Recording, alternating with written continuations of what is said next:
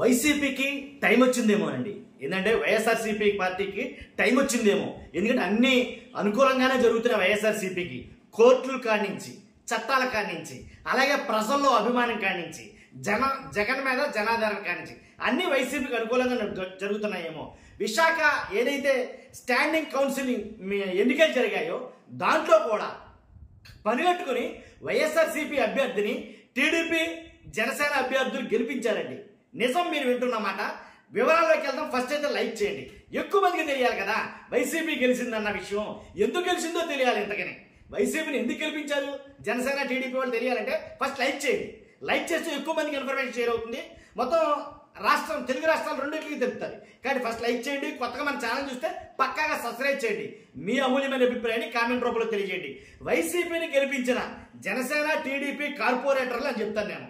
ఎందుకంటే మేయర్ ఎలాంటి deputy mayor కానీ ఆల్రెడీ కూటమి కైవసం చేసుకుంది. కానీ ఇప్పుడు జరిగిన స్టాండింగ్ కౌన్సిల్ ఏదైతే కమిటీ ఎన్నికలు జరిగాయో ఆ కమిటీ ఎన్నికల్లో 10 స్థానాలకు ఎన్నికలు జరిగాయండి. 10 సీట్లకు ఎన్నికలు జరిగితే గాజువాక నుంచి ప్రాతినిధ్యం వహించిన పల్లా శ్రీనివాసరావు గారు టీడీపీ అధ్యక్షుడు. ఈయన ప్రాతినిధ్యం వహించి ప్రెస్టేజ్ ఇష్యూగా తీసుకుని ఏదైతే స్టాండింగ్ కౌన్సిల్ ఎన్నికలు ఉన్నాయో వాటిని 10 మందికి 10కి 10 స్థానాలు మేమే గెలుస్తామని ఆల్రెడీ ఆయన చెప్పాడు. ఆయన కానీ 10కి 10 అక్కడ గెలవాల. ఒక సీటు మాత్రం వైసీపీ గెలిచింది. ఊరికే 10 స్థానాలకి ఒకటి వైసీపీ గెలిస్తే పండగ చేసేసుకుంటున్నాం ఏంట్రా బాబు అని అనుకోవచ్చు. ఎంత దారుణంగా వీడియో చెప్తున్నాం అని అనుకోవచ్చు. దీంట్లో పక్షపాతం ఏమీ లేదు. కానీ కాకపోతే 10కి 10 గెలుస్తామన్న తర్వాత ఒకటి ఓడిపోయినట్టే. 100 పరుగులు చేయాల్సిన ఆ వ్యక్తి సెంచరీ కొట్టాల్సినాడు 99 దగ్గర అవుట్ అయిపోతే సెంచరీ అని అనొచ్చారు. 99 కాబట్టి ఎలాంటి డౌట్ లేదు. కాబట్టి 10కి 10 స్థానాలు గాను ఒకటి వైసీపీ గెలుచుకుంది. ఆ గెలుపు కూడా మామూలు గెలుపు కాదు. ఇది వైసీపీ గెలుచుకున్న ఒక్కటి గెలుపు మామూలు గెలుపు కాదు. ఎలా అంటే జీవీఎంసీ స్టాండింగ్ కమిటీలో మొత్తం 97 ఓట్లు ఎన్నో ఉన్నట్టున్నాయి చిల్లర. ఈ 97 ఓట్లకు గాను కేవలం వైసీపీకి ఎన్ని ఉన్నాయి? 32. అర్థమైందిగా? 97కి వైసీపీ 32. మరి 10కి 10 సునాయాసంగా గెలవాలి కదా. అసలు మన వాళ్ళకి ఎన్నికలే నామమాత్రంగా నిర్వహించాలి లెక్క. ఎందుకంటే ఆల్రెడీ 10కి 10 గెలిచేసినట్టే. వాళ్ళకి 97, వీళ్ళకి 32. ఎక్కడ పొందరా లేదుగా. మరి గెలిచేసినట్టుగా. మరి ఒకటి అలా గెలిచారు, ఇదే ఆశ్చర్యం. కాబట్టి కేవలం 32 సీట్లు మాత్రమే బలం ఉంది వైఎస్ఆర్సీపీకి. కాబట్టి అంతకుముందు 32 ఉన్నా సరే భయంతో కార్పొరేటర్లు అందరికి కూడా తాయిలు కూడా ఇచ్చారంట. చాలా మట్టికి డబ్బులు పంచారని రకరకాలుగా ఏవో పంచారంట. ఎవరు ఏదైతే 97 ఓట్లు మొత్తం బలం ఆళ్ళకే ఉందని అనుకున్నారో కూటమి వాళ్ళు పంచడం అయితే జరిగింది. కాకపోతే నేను చెప్పేది ఏంటంటే ఎన్నిచ్చినా ఏమిచ్చినా కానీ 24వ వార్డు పద్మారెడ్డికి మాత్రం 50 ఓట్లు, అంటే ఇంచుమించుగా 50 ఓట్లతోటి గెలుపైన దగ్గర జరిగింది. గెలవడం అయితే జరిగింది. ఇదేంటిది ఆశ్చర్యం అనిపించాలి. మీరు ఇక్కడ ఉన్నదేమో వైసీపీ వాళ్ళు 32 మంది. మరి 50 ఓట్లు ఎలా వచ్చాయి? రాలేదా మీకు డౌట్? ఖచ్చితంగా వస్తే రాలే. ఉన్నదేమో 32 మంది కార్పొరేటర్లే వైసీపీ కార్పొరేటర్లో. కానీ 50 ఓట్లు ఎలా వచ్చాయి? మరి మిగిలిన 18 మంది కార్పొరేటర్లో ఎవరేస్తారు ఆ ఓట్లు అని అంటే కనుక ఇంకెవరు వస్తారు? అయితే జనసేన లేకపోతే టీడీపీ.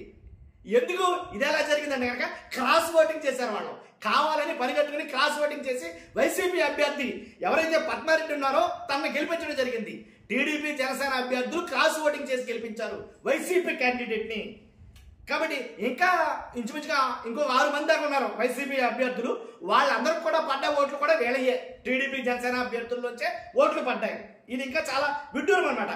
కాబట్టి అంటే విశాఖపట్నంలో కూటమిలో జరుగుతున్న అరాచకాలు కావచ్చు, లేదా ఆ కూటమి ప్రభుత్వం పైనుండే వ్యతిరేకత కావచ్చు, కార్పొరేటర్లో ఉండే వ్యతిరేకత ఏ స్థాయిలో ఉందో దీన్ని బట్టి మనకు అర్థమవుతుంది. రాబోయే ఎన్నికలన్నీ ఎలాగ ఉంటాయి ఏంటో మరి. కాబట్టి ఎందుకంటే అక్కడ టీడీపీకి జనసేనకి పచ్చగడ్డేస్తే బగ్గుమనే పరిస్థితులు ఉన్నాయి. ఎందుకంటే ఈ కార్పొరేటర్ ఎన్నికల్లోనే చాలా వివక్ష చూపించారంటారు వాళ్ళు జనసేన వాళ్ళు. మాకు ప్రాతినిధ్యం లేదు, కావాలని మమ్మల్ని పనిగట్టుకుని తొక్కేస్తున్నారు. ఒక విశాఖ జీవీఎంసీలోనే కాదు చాలా చోట్ల ఎలాగే ఉంది అని వాళ్ళు వాపోతున్నారు. కాబట్టి ఇంకోటి ఏంటంటే పోలింగ్కి 4 కార్పొరేటర్లు ఆల్రెడీ దూరంగా ఉన్నారు. వాళ్ళు వ్యతిరేకించినట్టే కూటమిని. అసలు పోలింగ్కే రాలేదు 4 కార్పొరేటర్లు. కాబట్టి అంతేకాదు జనసేనకు ప్రాతినిధ్యం కల్పించలేదని చాలా మట్టుగా పరిగెట్టుకుని మరి క్రాస్ ఓటింగ్ చేశారు అని ఎక్కువగా వినిపిస్తున్నాయి. ఇక్కడ గెలుపోవడంలో ప్రధానం కాదు. నేను అనేది ఏంటంటే ఏదో వాటి గెలిచిన మాత్రం గెలిచాడు కాదు, కానీ ఆ గెలుపు ఎలా జరిగింది అనేది ఇంపార్టెంట్. 9 మంది గెలిచిన దానికన్నా ఈ ఒక్కరు గెలిచిన దాని మీద ఎక్కువ చర్చ జరుగుతుంది. ఇంకా గెలుపు మరి అలాంటి గెలుపు మామూలు గెలుపు కాదు కదా. కాబట్టి ఒకళ్ళు ఎలా గెలిచారు? మీరేస్తేనే ఓట్లు. ఆ ఒకరు ఎలా గెలిచారు? టీడీపీ వాళ్ళు వేస్తేనే. ఆ ఒకరు ఎలా గెలిచారు? జనసేన వాళ్ళు వేస్తేనే గెలిచారు. కాబట్టి టీడీపీ జనసేన వాళ్ళు పరిగెట్టుకుని వైసీపీ అభ్యర్థిని గెలిపించారు. కాబట్టి ఎంత దారుణంగా ఉందో విశాఖలో వ్యతిరేకత అనేది మనకు అర్థమైపోతుంది. అది చంద్రబాబు నాయుడు గారి మీద, లేదా పవన్ కళ్యాణ్ గారి మీద, లేకపోతే స్థానిక ఎమ్మెల్యేల మీద, ఎవరి మీద అనేది మొత్తానికి వ్యతిరేకత అయితే తారా స్థాయిలో ఉందని చెప్తాను నేను.